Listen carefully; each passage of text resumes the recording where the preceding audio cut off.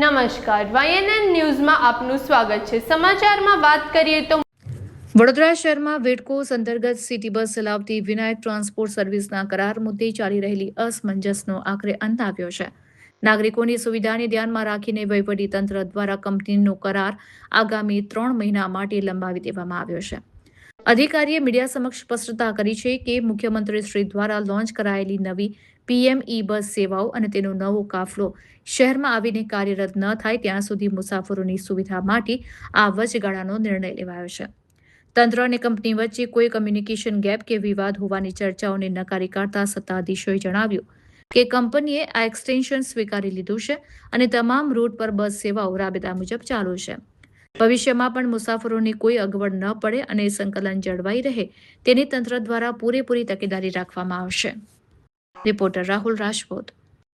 Vinayak city બસનો જે કરાર હતો ગઈકાલે પૂરો થયો તો આજે સવારે લોકોએ બસના પહેલા થંભાવી દીધા હતા। ફરી વખત એવું જાણવા મળ્યું કે શું મામલો શું છે?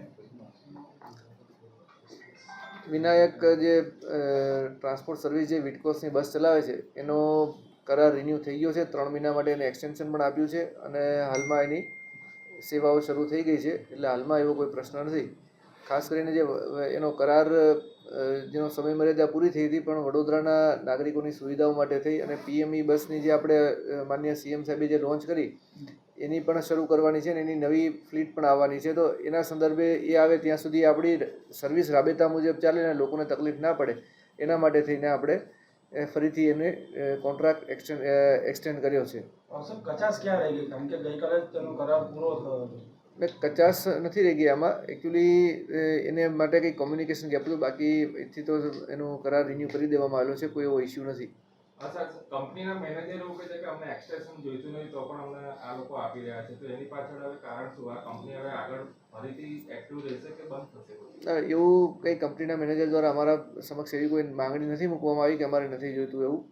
અમે એને એક્સટેન્શન આપ્યું છે ને એને સ્વીકારી લીધું છે અને હાલમાં બસની સર્વિસ શરૂ કરી છે, એટલે હાલમાં એવો કોઈ ઇસ્યુ જણાતો નથી કે એને નહીં જોઈતું હોય એવું।